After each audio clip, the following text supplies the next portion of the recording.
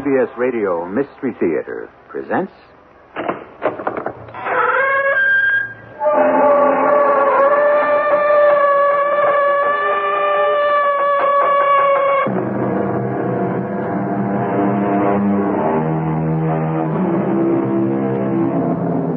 Come in. Welcome. I'm E.G. Marshall. At the end of May this year of our Lord 1977, another legend passed into history. The last of the great Orient Expresses, Europe's most famous railroad train, made its last run. This is a tale of two people who planned to be on that last run from Istanbul, Turkey to Paris, France, and who found out, with Robert Burns' mouse, that even the best laid plans are at the mercy of fate. Or, even worse, men of no conscience. Put up your hands, please. And don't move. Now, wait a minute. Whoever you are... Shut up. Inside. All right, but... Don't argue with him, Diana. That's a Stalonica 57 he's toting. What's that, Bob? A machine gun. Real bullets, too.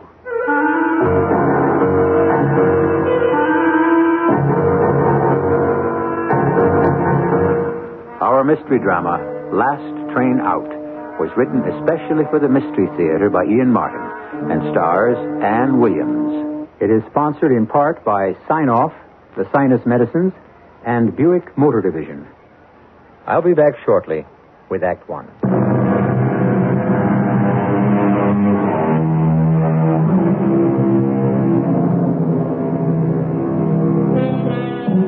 You must all be familiar with Diana Sherwood. Remember her as the wistful and winning child movie star of the 50s? Then her amazing turn away from success and riches to go to college and take her degree, and later go through a long apprenticeship as a reporter.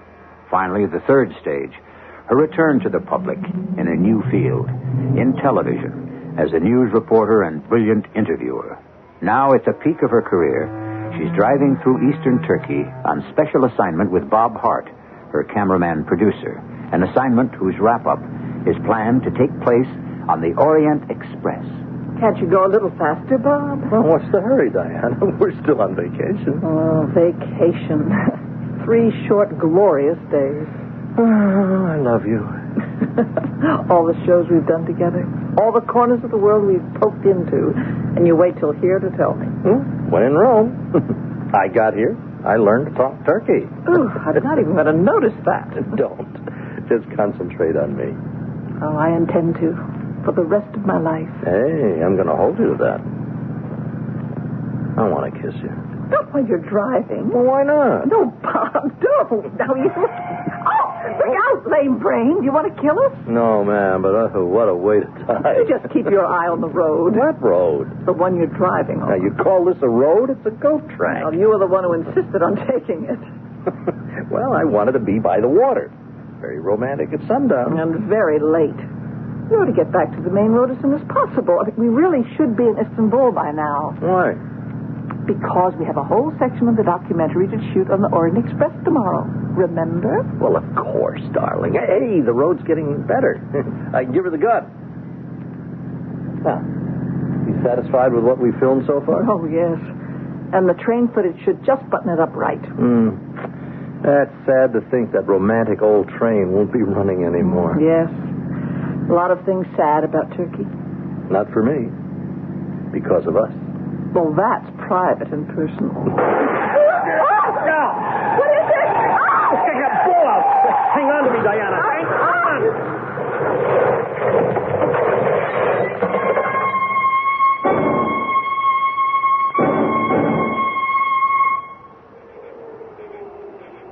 Bob? Bob? Can you hear me? Oh, yeah. Ooh. It hit my head. Oh, I know. It's bleeding. I can't seem to stop it. Oh, it's kind of dark. Is that me or No. is it... The sun's gone down. Oh. How long have I been out? Oh, about 15 minutes. Oh, I've been frantic. There hasn't been a sign of another car or anything. Hey, wait a minute. How are you? Oh, I'm all right. You sure? Oh, darling, I hung on to you, and when you rolled over, you took the worst of it. You saved my life. But you, I'm so worried. Oh, honey, ease up. I'm not hurt that bad. Except for the whack on the head and a couple of bruises on my thigh, I'll do. But you're bleeding. Well, okay, I need a couple of stitches maybe, but the cut's not deep. Now, look at that. How did I get out of the car? You were still half conscious. You were able to help me just enough to get you out. Oh, how is the car? Oh, pretty much of a wreck. Whew. Thank heaven I left my cameras and equipment to be shipped from Ankara by air. What are you trying to do? Get up. No. Oh, Bob, no. Darling, I'm all right, and I want to take a look at the car. Look, I don't want you to move. You might have a concussion. Don't worry, Diana. Oh, now, look, if I knew you were okay, you could sit here, and I could walk back to that village we just Yeah, had. well, let's see if we can ride first. Oh, wow. Whew, it is a wipeout. Front axle's gone, the radiator's ruptured. Oh, and wait a minute. What is it? Wait, look up there at the top of the hill, through the trees. Someone just turned on a light. Oh. There's a house up there. Yes, I see. Look, darling, you wait here, and I'll go up and see if they have a phone. No, I'll do better than that. I'll come with you.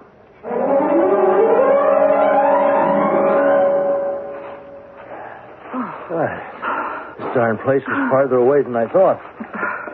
Well, we'll just cut across this terrace here. And we'll try the French windows. Hey, the room inside's lighted. Oh, yes, but they have Austrian blinds. And wait a minute. There's a chink here. Let me have a look. Yeah. Hey, it's crazy. That can't be. What is it? Now, keep your voice down. Take a look. Two men. Let's knock. Hold it. Take a look at the one sitting at the table. Yes. Who is he? Well, I see what you mean. Oh, he looks like Sipiakov. Looks like he's a dead ringer. Oh, good Lord, Bob. We've really stumbled onto something. Yeah. A hornet's nest. We're getting out of here. With a story like this? Do you know who this man is? Sure. Number 3 or 4 in the Politburo who came here on a little Russian-type lobby trip to Istanbul and mysteriously disappeared day before yesterday. Or defected. Well, whichever it was, he has Russia up in arms and the Western world on atomic pins and needles and the Turks in a blue funk. Now, let's not get mixed up in this, Diana. Come on, it's too big. And don't move. Hey, now, wait a minute. Whoever you... We had an accident, and we were looking... said, be quiet. Inside.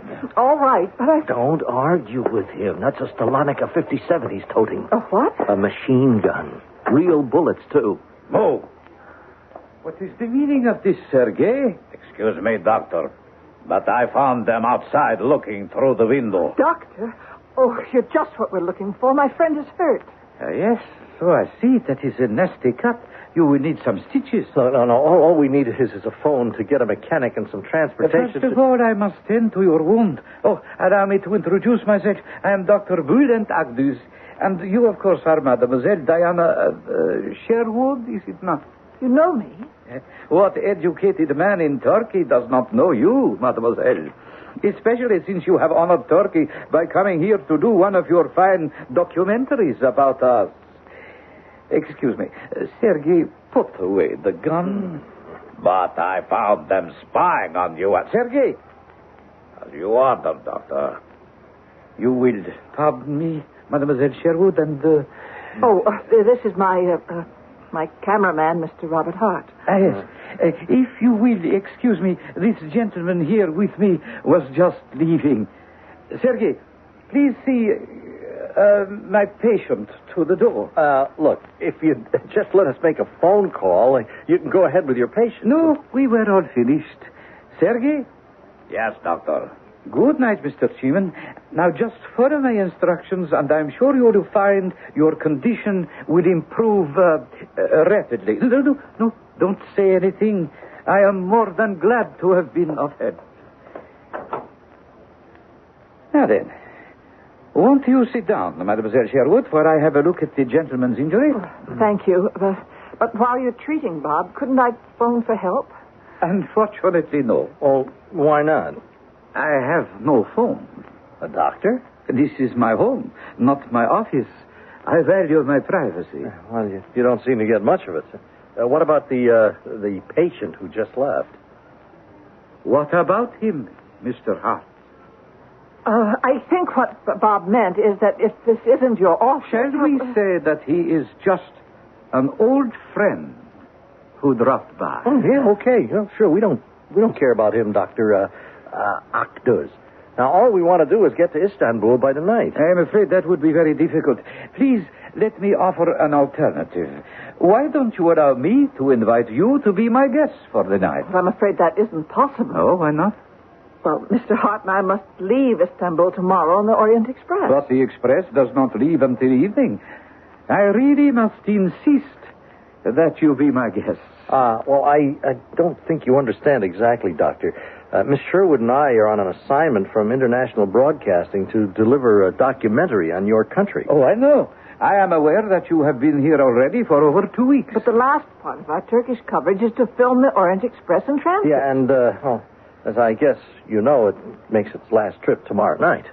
I am aware of that. So, you see, we must get back tonight. Oh, I quite understand. But as a doctor, I must tend to that wound of yours before anything. Yes, Bob, please let him do that. Okay, fine. As long as while he's patching me up, we make some kind of arrangement to get to Istanbul. Without a car and no phone, I don't really see how it is possible. There is also the matter of crossing the Bosphorus to the Thracian side. Well, just get us to the ferry. But how? Can't you have your man drive us in? I'm afraid I can't. Well, won't. If you ask me, your invitation to stay sounds more like an order. Perhaps it is. Sergei! Yes, Doctor. Cover me, please. The man behind the gun. Yes, Mr. Hart, I'm afraid after all you are right. My invitation is really an order. You recognized my patient, did you not, Mr. Hart? All right. What if I did? It is absolutely vital that Comrade Serpiakov's whereabouts remain a secret until we get him to safety. So you will stay as my guests, both of you, until I do. But, Dr. Akduz, you can't keep us here indefinitely. I have no intention of doing that. I can promise you, Mademoiselle Sherwood, that you would be free to leave here in the morning. And to catch my train. And to catch your train. Me? The way you said that, what about Mr. Hart? That is quite different. Mr. Hart will be staying a little longer. What for? Shall we say as evidence of your good faith? My good faith in what? In a little scheme which has occurred to me, and which, the more I examine it, seems the perfect answer to all our problems. Yes, indeed. I think my little scheme will solve this dilemma for all of us. Diana and Bob exchange a glance. What is the smooth and oily Dr. Akduz up to? One thing has been expressed in the look they have exchanged, a feeling that I'm sure I and you in the audience share, that the insinuating manner of this strange doctor, if indeed he is one, is only a mask that conceals a man who serves no principles except his own, a bad enemy, perhaps an even worse friend. I shall return shortly with Act Two.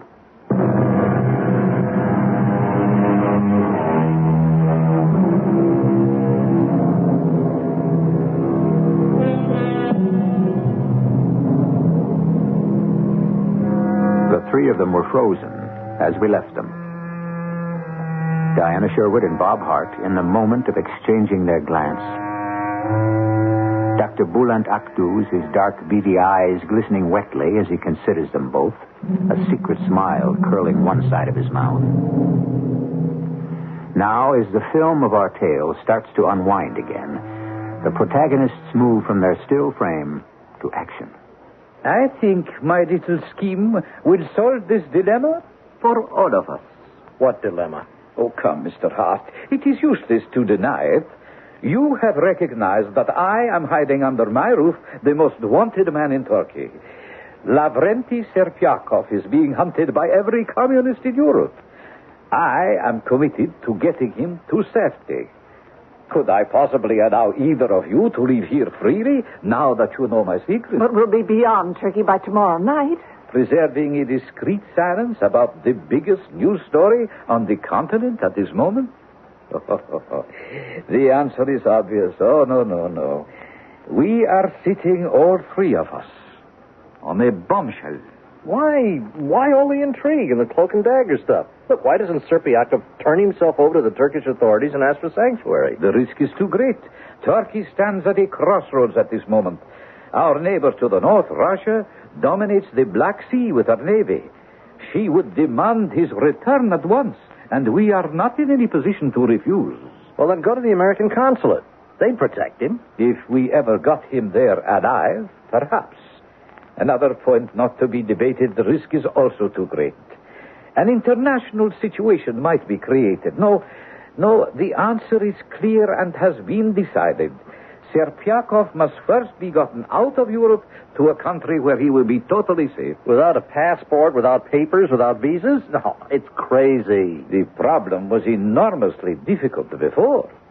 But now, fortunately, it is relatively simple, thanks to your coming here providentially, as you did. Thanks to us? Yes. Well, actually more directly to you, Mademoiselle Sherwood. You are going to be Serpiakov's safe conduct direct to America. Me? Oh, I'm afraid you're mistaken. I doubt it. I'm quite sure you are going to be perfectly agreeable, even anxious to help. When I explain. You'd better do that right now. I'm afraid not quite yet. My professional ethics dictate another pursuit for me. You have a nasty cut and quite a few abrasions which need attention. If you would follow me across my hall to my clinic, we would put you in shape.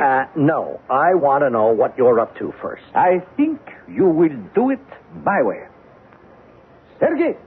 Now, look, just a minute. No, darling, please. The cut still hasn't stopped bleeding. It's got to be taken care of. She is quite right, you know. The sooner I can suture it, the less scar it will leave in the future. Wait. Shall we go and try to get rid of the bad blood between us?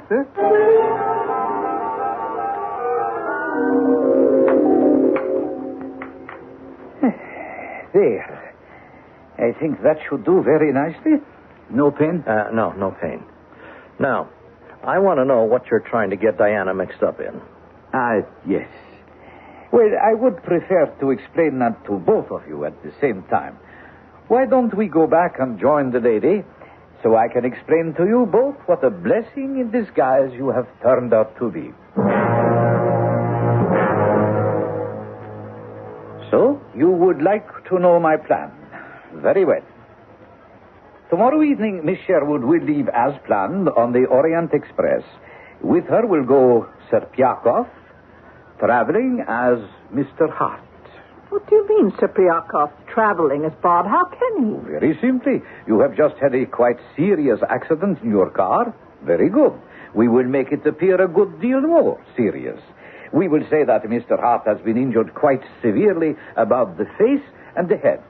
I, a doctor living closest to the scene of the accident, attended him. And quite naturally, since the damage is extensive, have had to bandage most of his head and face. Oh, can I freshen your drink, Mr. Hart? Yeah, well, maybe you'd better. You see, it occurred to me as soon as I saw you that both you and Serpiakov are approximately the same height and build. Another piece of luck. This comrade of yours, does he speak American? He won't have to. The mouth will be bandaged because some sutures had to be taken. We can even wire the jaws if broken. No. I see no flaws. I think personally it is an excellent plan. Once Serpiakov reaches Paris, arrangements already have been made by other interested parties which will clear him out of Europe safely. No, there is just one major flaw, Dr. Octus. Yes? What is that? What makes you so sure that I'll go along with your little scheme? Oh, I have no doubts about that. I'm sure you can both guess why. You'll be holding me as hostage. Exactly.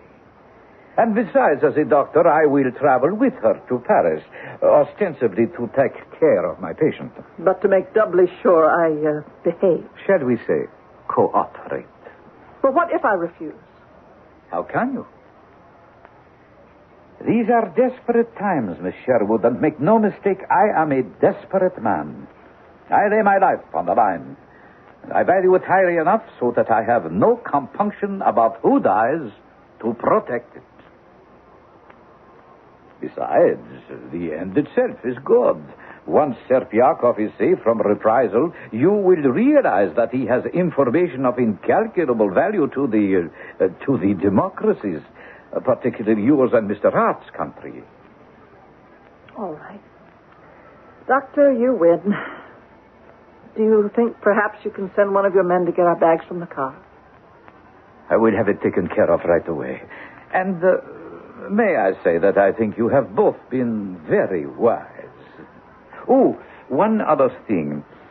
I don't know, of course, how far your regard for each other has taken you, but I am sure you will realize under the circumstances that you will be shown to separate rooms. The judgment is not one of moral principle, just mere precaution.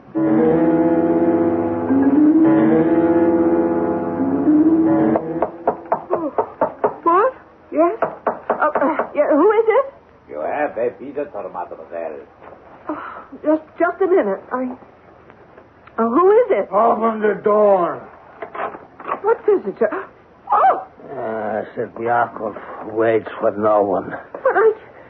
What are you doing here? Comrade Lavrenti Serpiakov, at your service. The commissar has taken a fancy to you, mademoiselle. Get out, Kulak. You have been paid. Leave us alone. Bonjour, comrade. I wish you luck. Get your hands off me. Stay in my arms until we are sure he is gone. What? He's gone. Don't be too sure of that. And keep your voice low. He may even be watching. Oh. There is at least one keyhole in every door, and every wall has ears. Sergei is Russian. I do not trust him. You expect me to trust you? Will you please let me go? I'm sorry. The masquerade was necessary. I had to see you. I've heard of Dr. Akdu's plan. Naturally. Where is the doctor now? Istanbul. He is going to report the accident and set everything in motion. So? I've taken this opportunity to bribe the guard to see you. Why would you have to bribe the guard? Do you think I am any less prisoner than you or your friend Hart? You? Prisoner? Of whom? Of Dr. Akdus, of course. I don't understand. He's the one who's helping you escape. Escape? Once I believed in that, but no longer, because of what you Americans would call the double cross. You have given him the opportunity, you see. I have. Oh, not directly. You are the victims of circumstance, of course. But listen to me. If we go through with Abdul's plan, do you think for one moment I would ever get to Paris? I would be lucky to get as far as Stara Zagora or Sofia. Wherever the express stopped in Bulgaria, I guarantee the communist authorities will be alerted and ready to arrest me. Who would alert them? Those, of course. Do you not see the plan? It is so neat. I will be arrested for traveling under disguise on a false passport, so I can be removed from the train quite legally and quietly. Once back in communist hands, I leave it to you to imagine what will happen to me. They wouldn't kill you. No, I doubt it. We are not under Stalin anymore. All I lost in Siberia, as you see, my ring finger. No. Today we are more civilized. At best, I would simply become a non-person. No job, no means of support. A beggar. At worst, a patient committed to an institution. Both living deaths. Why should Dr. Akdus want to turn you back to the communists? Isn't he helping you escape them? Mademoiselle Sherwood, Dr. Akdus is not a man of conviction, except where he himself is concerned. He is an opportunist and a tool of the highest bidder. The only thing he ever wishes to protect is his neutral standing. I am worth more to the communists, but apparently it is only bad luck I fall into their hands. He has it both ways, the money, and if you call it that, his reputation. Do you understand? Oh, I'm not sure. If you really are a prisoner, how could you come and visit me? Number one, because I am not supposed to know that I am a prisoner. And number two, because among a certain class of men, money is the magic key to anything. So with a diamond ring, which is worth more than I care to think of, I bribed Sergei. Wasn't he suspicious about why you wanted to talk to me? Not since he was half drunk from drinking with me. And because of the reason I gave him. You are beautiful enough for any Russian to understand that. I see. Well, now that you have seen me, what purpose has been served? I want you to trust me. But I do not trust you. I have no time to try to convince you. I have little time left. But I have a plan for all of us. The only one I can devise, which I believe, which will give us a chance to escape with our lives. Will you at least listen to that?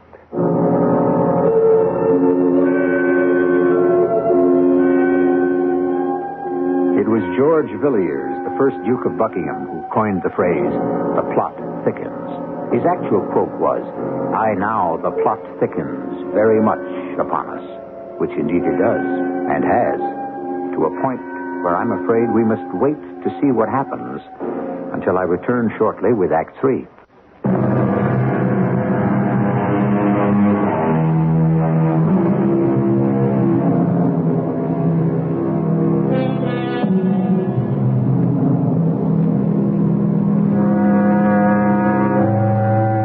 The estimable Duke of Buckingham, whose thoughts we borrowed so shortly ago, had one other remark that history had recorded. The world is made up for the most part of fools and knaves. Now, while I don't share his pessimism, the world in which we have become engaged here may be a lot nearer to his than yours and mine. Let's return to it and find out just what it is that Comrade Serpiakov wishes Diana Sherwood to listen to. Very well, Mr. Serpiakov. I'm listening. If I can pass as Mr. Hart with the head covered with bandages, then so can he pass as me. It is only a matter of changing places. How can you do that? Leave that to me. What is important is that he must be ready when the moment comes. Here are bandages. You must get them to him. How? I must leave that up to you. How can I trust you? Look. You are a woman of the world, and you know that between the grindstones of power, individuals become dust and are lost in the wind. I know that if I follow the doctor's plan, I am doomed. But if you don't? I'm ready to take my chances. I have been ready to do that since I walked away from a lifetime spent in a cause in which I no longer believe. All right. How will the change be made?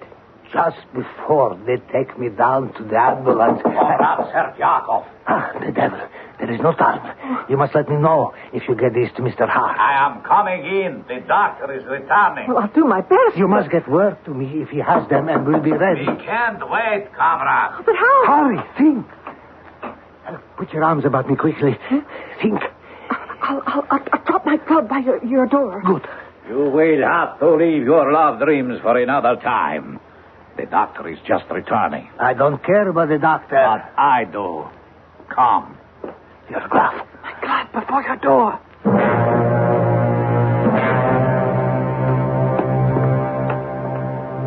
And I trust you slept well, Mademoiselle Sherwood. I wouldn't put much trust in that, Dr. Octus. Or in me? Such a pity. Now, I am allowing you to see Mr. Hart on your promise that you will try nothing foolish. Well, I can promise you that, at least. After all, everything is arranged. I have reassured your network people that you are, well as can be expected. You have been checked out of your hotel. The accident has been reported, the car paid for, and my private ambulance is waiting to take us all to the ferry across the Bosphorus and onto the train. Oh. With the exception of Mr. Hart, of course.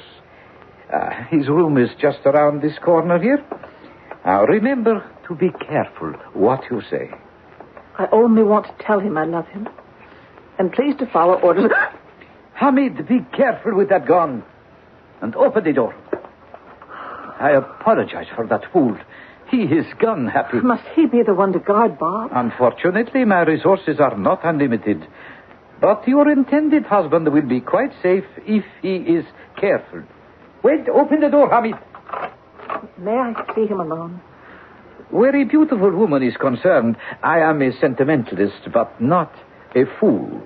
After you, mademoiselle. But I will stay back by the door with Hamid. Diana. Oh, darling, how are you? Tolerable. The room's okay, but up until now, the room service was lousy. Oh, honey, you all right? Oh, yes. Everything is all right. What'd you just stuff in my pocket? See, I said everything's all right. Dr. Octus has given me every assurance that you'll be all right. In 36 hours, as soon as we reach Paris, you'll be set free to join me there. You trust this bird? What else can we do?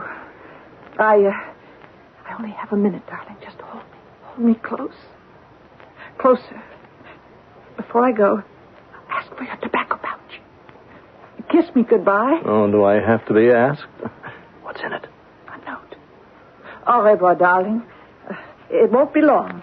Long enough. I just wish I had a smoke. I am afraid I must break up this tender farewell. However, at least in exchange, I can offer you some cigarettes. Yeah, thanks. But coming from you, they'd probably be poison. No, I'd prefer my pipe. Oh, I guess I lost my tobacco pouch in the accident. Oh, for heaven's sake, I almost forgot. I was just bringing you that. What are you doing with it? I don't know. I must have picked it up after the accident or something. I found it in my sling bag. I think it's still here. Oh, yes. Well, glad to get rid of it. Smelling up my whole bag. Here. Just one moment, please. I will take that. This would not be a gun by any chance, would it? Well, why don't you open it and see? One can't be too careful. Of course. A briar pipe and a beauty. And unlike the lady, I like the aroma of your tobacco mix. You must let me try it when we have more time. Your pouch, Mr. Hart. And now, mademoiselle, we really must go. Hamid, the door. Au revoir, darling. You sure you understand? Don't worry. I'll follow instructions.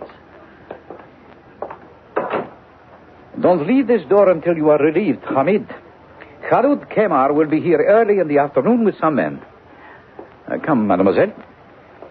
We will go down and have some coffee while we are waiting for Sergei to bring the ambulance. But first, I must see Serpiakov for a moment. This is his door here. Excuse me. Serpiakov? It's Dr. Agduz. Open up. Oh, you dropped your glove, mademoiselle. What's the matter? Something wrong? Oh, nothing. I just dropped my glove. Allow me. I will get it, you drunken fool. You can hardly stand up. Didn't you drink any of that coffee I sent up?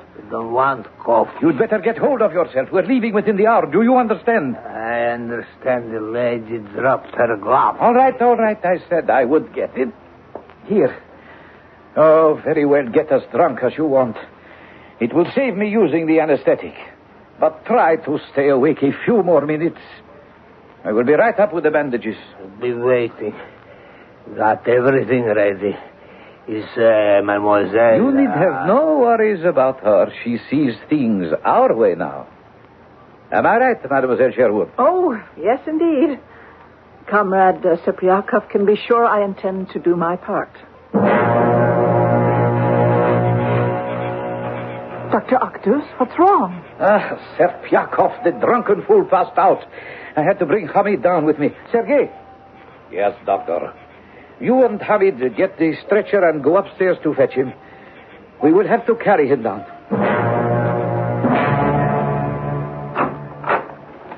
Mr. Hart, It's not the invisible man, though I may look like it. I am Serpiakov. Oh, so I gathered from the headdress. Come. It is time to change places. We must hurry. Hey, how did you get past my guard? He has gone downstairs to bring up the stretcher for me. Leaving the door unlocked? A fortunate oversight. Come. You must get to my room and stretch out on the bed. Remember, you are dead to the world. And what about you? I will take care of myself. When that fool with the gun who is supposed to guard you comes back, I will break his neck and escape. I still have other friends and other ways. It is the best way. Now hurry. I'll hurry. But I'm not sure it's the best. Look out behind you! What?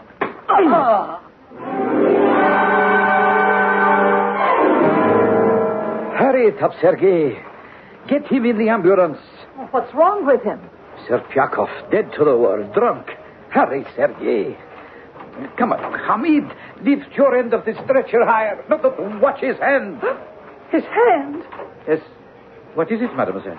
His left hand, the fourth finger. Oh, yes, it is missing. That is an old accident. Ah. You are very observant. Thank you.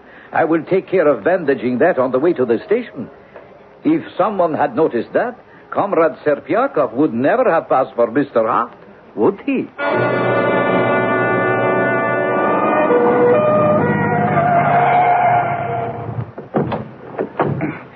All right, Sergei. Hold it a moment. I'll see if that fool has sobered up enough to get him into the wheelchair. Halt! Stand ready. Dr. Bülent Agnos? Yes? Lieutenant Ertan, Istanbul Police. Can you identify yourself? Certainly. Here are my papers and the passport. Quite correct.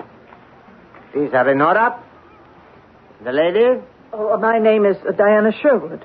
Oh, yes. Your television crew is expecting you on the train, mademoiselle. But where is Mr. Hart? If you will come with me, Lieutenant, I will show you. Mr. Hart has met with an unfortunate accident in his car, from which Mademoiselle Sherwood managed to escape without serious injury. As you see, Mr. Hart was not so fortunate. He was quite severely injured. You are quite sure that man under those bandages is Mr. Hart, Dr. Agnos? Of course. Mademoiselle Sherwood can verify that. I'm not asking you, mademoiselle. I'm asking you. Very well. I am his doctor. Who would know better? Of course, this is Mr. Robert Hart. I think that will do, Dr. Agnos. You are under arrest. On what charge? For the moment, falsifying a passport will do. I do not believe this man to be Mr. Hart. I believe him to be Commissar Lavrenti Serpiakov. You must be crazy. Mademoiselle Sherwood, tell this idiot that we cannot be held up. That it is imperative for you to... Lieutenant, he's right. I can't tell you how vital it is to Mr. Hart that we make this train. Have no fear, mademoiselle. I think if we hurry, we can get to the police station, straighten things out, pick up the real Mr. Hart, and still make the Orient Express on time. The real Mr. Hart? Certainly. It was his telephone call that brought us here. And I'm sure by now he has reached the police station in safety.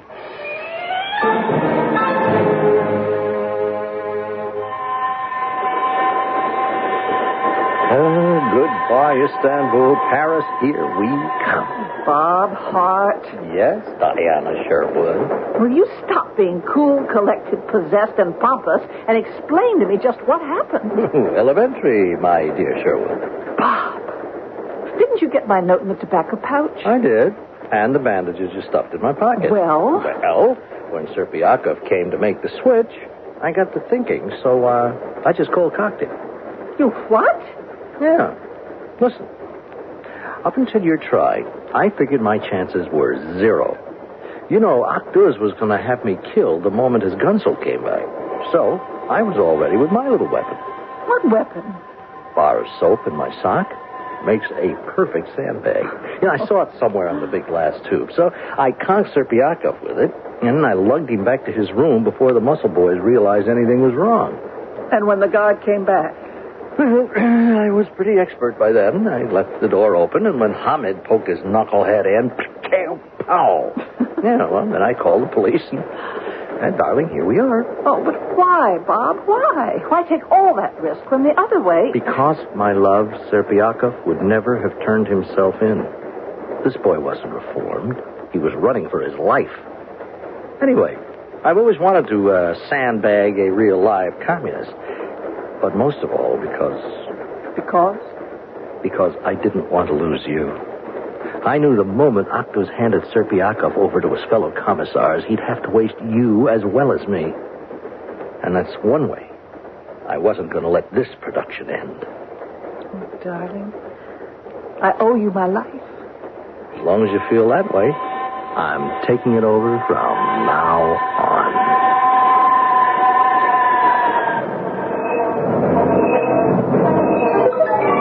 And that, as they say in the film business, is a wrap, which means the story is told. The last shot is taken. The film is in the can. The actors go home, the studio sets disappear, the lights go out, and the Orient Express fades out of reality and into the pages of history. I'll be back shortly.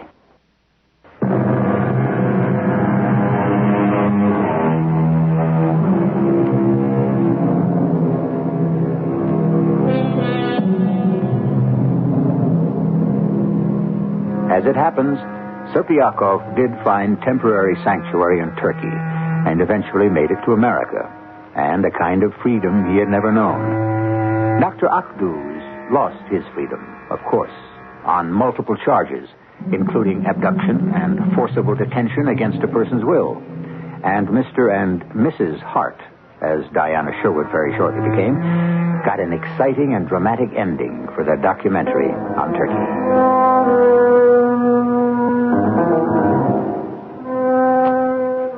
Our cast included Ann Williams, Earl Hammond, Robert Dryden, and Ian Martin. The entire production was under the direction of Hyman Brown. And now, a preview of our next tale. Impossible to see anything. Heavy overcast below. Losing altitude fast. How about if I hold the button down on radio and leave it open to... Hey, hold it a minute. Cloud break. Yes, I'm over land. Holy Toledo, I'm right on top of you. Hold your hats and stand by.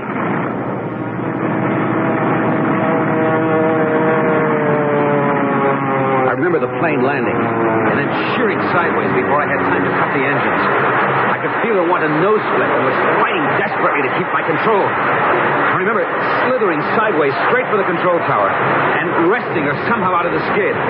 And then she was tipping forward. There was a tremendous ripping crash. This is E.G. Marshall inviting you to return to our Mystery Theater for another adventure in the macabre. Until next time, pleasant dreams.